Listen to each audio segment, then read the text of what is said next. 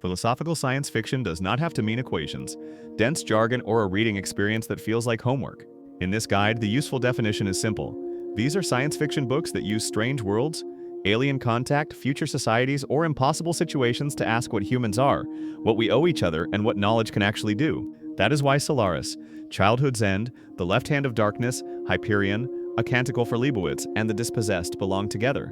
They are not identical in tone. Some feel quiet and psychological. Some feel cosmic and historical. Some feel political, spiritual, or social. But each one gives the reader a clear thought experiment instead of a technical manual. The goal is not to prove that one book is smarter than another. The goal is to help you choose the right kind of big question for your current reading mood. If you want mystery and uncertainty, Solaris is the most intimate start. If you want scale, Childhood's End is the clean classic entry.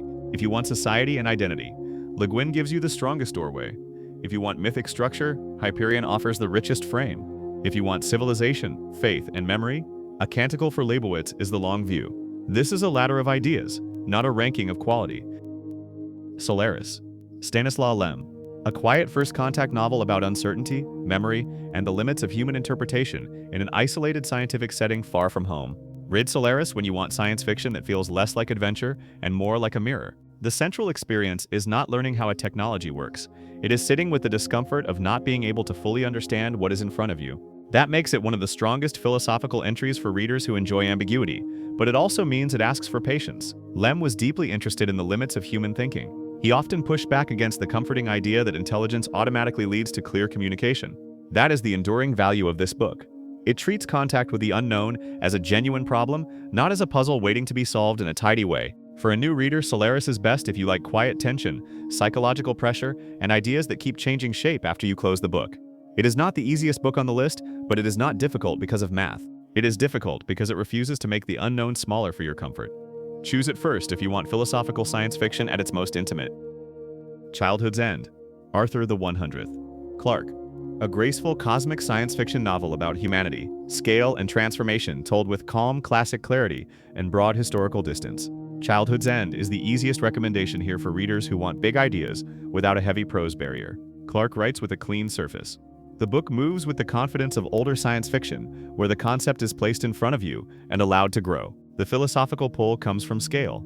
Instead of asking only what one person should do, it asks how an entire species might understand its place in a much larger order. That kind of question can feel abstract, but Clarke keeps the reading experience direct. You do not need a background in physics. You need curiosity about progress, dependence, destiny, and the cost of being guided by forces beyond ordinary human control.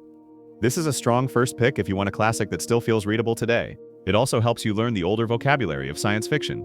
The book is compact compared with many modern epics, so it works well before a larger commitment like Hyperion. Start here if you want philosophical sci-fi that feels clear, spacious, and quietly unsettling rather than technically dense.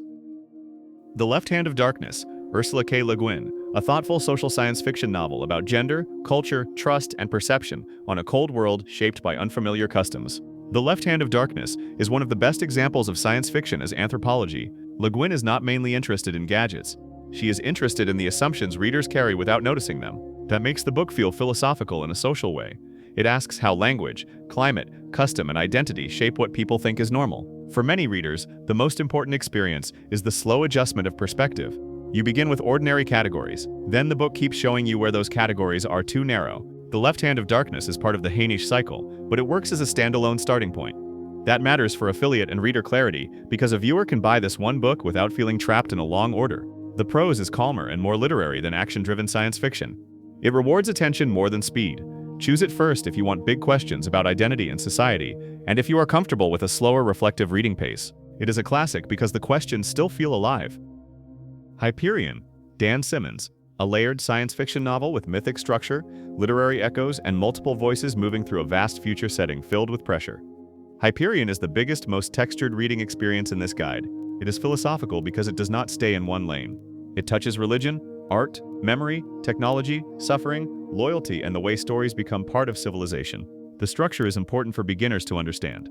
This is not a single smooth argument. It is more like walking through several chambers of a larger idea. Some sections feel intimate, some feel grand, some feel strange on purpose. That variety is why many readers love it, and also why it can feel more demanding than Childhood's End or Solaris. Hyperion is part of the Hyperion cantos, so treat it as the doorway to a larger sequence rather than a total one-book commitment. Still, the first volume is a strong purchase because it gives a complete sense of the series' identity. Pick it when you want philosophical science fiction that also feels expansive and dramatic. Do not start here if you want the simplest path. Start here if you want richness, layered voices, and a future that feels like mythology under pressure. A Canticle for Leibowitz, Walter the 1000th. Miller Jr., a reflective post-disaster classic about knowledge, faith, memory, and civilization across a very long historical horizon after cultural collapse. A Canticle for Leibowitz is philosophical in the long view. Instead of asking how one invention changes tomorrow, it asks how human beings preserve knowledge, repeat mistakes, and build meaning after collapse. The reading experience is quieter than the premise may suggest. It has a monastic patience. It moves through institutions, rituals, records, and the fragile ways people try to carry the past forward. That makes it a strong choice for viewers who like history, religion, ethics, or the question of whether civilization actually learns. It is also useful because it shows how science fiction can be philosophical without focusing on advanced machinery. The book is not hard because of terminology. It is challenging because its scale is moral and historical. You read it for perspective. You read it to feel how small individual certainty can look when placed beside centuries. For beginners, this is a good middle step after a clearer classic like Childhood's End. Choose it if you want a book that feels thoughtful, somber, and unusually patient. It is one of the best examples of science fiction using the future to think about the past. The Dispossessed, Ursula K. Le Guin, a political and philosophical science fiction novel about freedom, work, belonging, and social ideals across connected worlds with contrasting systems. The Dispossessed is probably the most direct book here. If your interest is political philosophy, Le Guin does not simply ask which society is good and which society is bad. She asks what every system asks from the people living inside it. That is why the book remains useful for readers with very different viewpoints. It is not propaganda in novel form. It is a careful test of ideals under ordinary human pressure. The Dispossessed is part of the Heinisch cycle, but like The Left Hand of Darkness, it can be read as a standalone. The reading experience is more intellectual than fast. It works best for readers who enjoy comparison, institutions, social rules, and the quiet friction between personal ethics and public systems. If you want battles and spectacle, this is not the right first choice. If you want a book that makes you examine freedom, property, loyalty, and compromise, it may be the strongest recommendation in the whole list. Pick it after The Left Hand of Darkness if you want Le Guin's social imagination to become more explicitly political. Here is the easiest way to choose without turning this into a college syllabus. Start with Childhood's End if you want clarity and scale. It gives you classic philosophical sci-fi in a compact shape. Move to Solaris if you want uncertainty and psychological pressure. Read The Left Hand of Darkness when you are ready for a slower social thought experiment. Put The Dispossessed after that if the social questions interest you more than the alien questions. Use a Canticle for Leibowitz when you want civilization, memory, and faith over a long horizon. Save Hyperion for the moment when you want the biggest and most varied reading experience. This order is not about quality, it is about reducing friction. Many readers bounce off philosophical science fiction because they start with the densest book simply because it is famous. A better approach is to build tolerance for uncertainty. First take a clear concept, then take a quiet mystery, then take social complexity. That gives the viewer a repeatable path from accessible to demanding while keeping every book useful. For buying decisions, the first two safest starts are Childhood's End and Solaris. The strongest long-term pair is The Left Hand of Darkness plus The Dispossessed. The best way to choose philosophical science fiction is not by asking which title is most important. Ask which question you actually want to live with for a few evenings. Solaris asks what happens when the unknown does not become understandable just because humans study it. Childhood's End asks how humanity might react when its future is shaped by a scale beyond normal history. The Left Hand of Darkness asks how identity and culture change when familiar categories no longer fit. Hyperion asks how stories, belief, pain, and memory become part of a civilization's future. A Canticle for Leibowitz asks whether knowledge survives because people understand it or because people protect it. The Dispossessed asks what freedom costs when ideals become daily systems. This framing keeps the guide spoiler safe because it talks about the reader's experience rather than plot events.